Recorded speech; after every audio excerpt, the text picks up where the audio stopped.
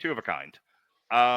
But that's what the great white hype is aping, is the Mike Tyson Don King relationship. So what is the great white hype?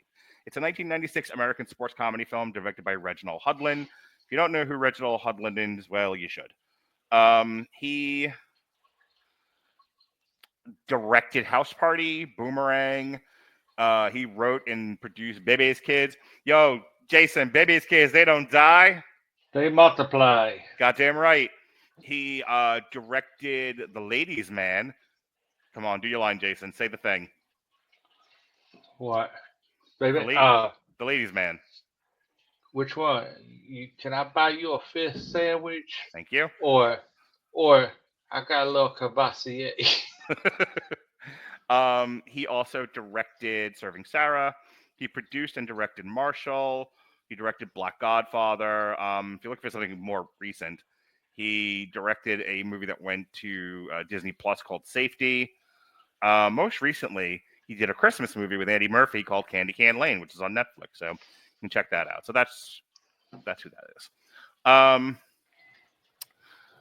It stars Samuel L. Jackson, who's doing the Don King role, Peter Berg, Damon Wayans, who's playing essentially Mike Tyson, Jeff Goldblum, John Lovitz, Cheech Marin, John Rhys-Davies, Sally Richardson, and Jamie Foxx. The film satirizes racial preferences in boxing and was inspired by the Larry Holmes 1982 fight with Jerry Cooney, who was known as the Great White Hope, and Mike Tyson's 1995 return fight versus Peter McNeely, which we talked about on the podcast. Entertainment Weekly called Reverend Fred Sultan, who's played by Samuel Jackson, as a Don King clone. This made $8 million at the box office. All right, so we did that whole preamble because that pretty much is the plot of this movie. Damon Wayans is beating a bunch of, is the heavyweight champion. He's all serious. He's, black tights. Doesn't say a whole hell of a lot. Samuel L. Jackson does the talking for him. And people are getting bored with Damon Wayans because he's knocking everybody out. The fights seem too easy. And I didn't realize this, he is being pursued and called out by the actor's name is Michael Jace, who's the character is Marvin Shabazz. He was actually in The Shield, and he went to prison in most recent years. That's a shame. In any case, Marvin Shabazz is the number one contender for Damon Wayans' title, but they keep ducking him and blowing him off. That's a big thing.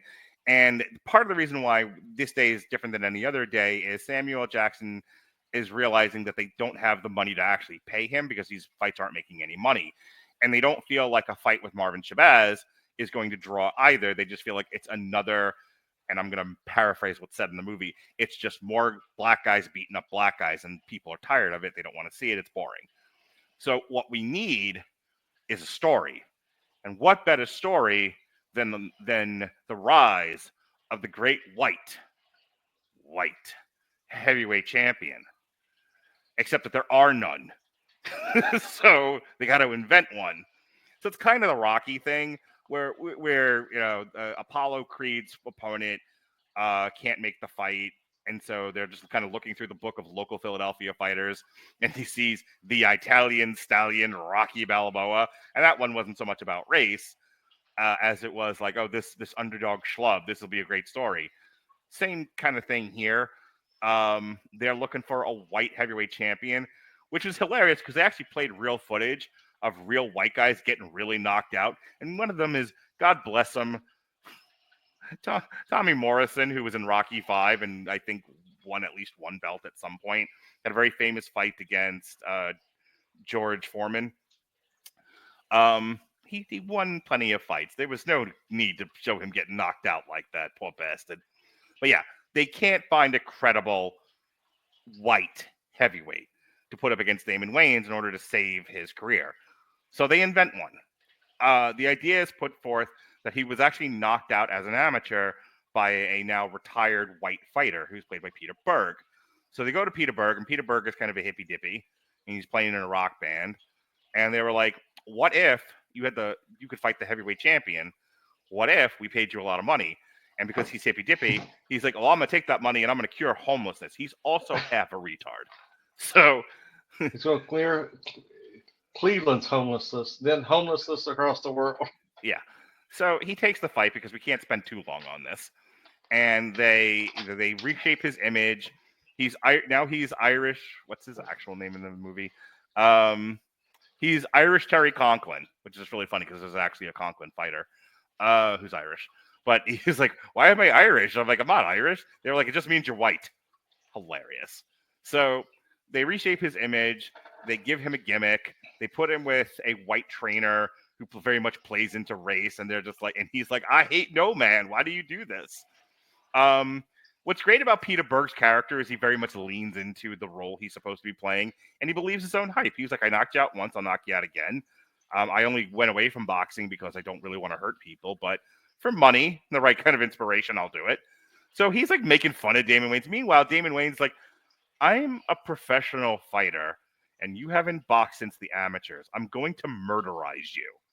So he eats ice cream and acts like a dick and doesn't train, and this is kind of what happened with another fighter who won the heavyweight title, proceeded to not train, and then got his ass knocked out in recent history. True story. So anyway, Andy Ruiz. That's what I was thinking of. Good old fat Andy Ruiz. So Peter Berg trains and trains and trains, and they build up this fight. They fight, and Damon Wayans murders him. Straight up kills him dead. Knocks him out. There's a subplot with Jeff Goldblum, who's a documentarian who ends up being bribed and hired by Samuel L. Jackson's Don King analog to become a marketing person. And they fired John Lovitz's character, who had that role. Publicist would be the right word. And then halfway through that, he gets this idea of, "Oh no, I'm gonna sign Terry away, and we're gonna destroy you." And then that doesn't happen. So Damon Wayans finally knocks out Irish Terry Conklin, and then Marvin Shabazz hops the ropes and fucking beats the fuck out of Damon Wayans, and Don King / Samuel L. Jackson turns to the crowd and he says, "Only in America, baby, and we will bring you this on pay-per-view." And that's the movie. I fucking love this movie, Jason. It's so good. I'm like, my plot synopsis does not do it justice. It is good. And every time that Samuel L. Jackson's gonna fuck somebody over, he goes, "I love you." I love you. Don't do that to me. Oh no. It's like he says, "I love you," and you can almost feel the piano falling out of the sky. Yeah, I love you. And I love he's you. got that real big smile. I Mm-hmm. love you. But yeah, this movie is so fun. Especially the eccentric characters that you get. Oh yeah, Uh, Jamie Foxx plays the manager for Marvin Shabazz, and he has some funny line deliveries. uh, yeah, Jamie Foxx is funny in it. Jeff Goldblum's hilarious. I Uh, want to destroy you. Him playing off of Samuel L. Jackson, just their deliveries Yeah. being so polar opposites, Mm-hmm. mm, is so good because you got Samuel L. Jackson who is like loud, brash, in your face, and Jeff Goldblum's like, I wish because but they casted Jeff Goldblum as the wizard in Wicked, they had casted Samuel L. Jackson as Elphaba. I hate you.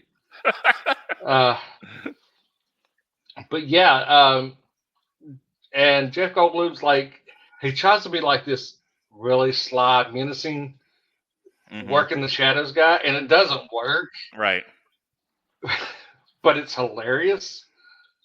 And we talked about Pulp Fiction earlier. There is a nod to Pulp Fiction in this movie. I'm curious if you caught it. Just go ahead for time's sake.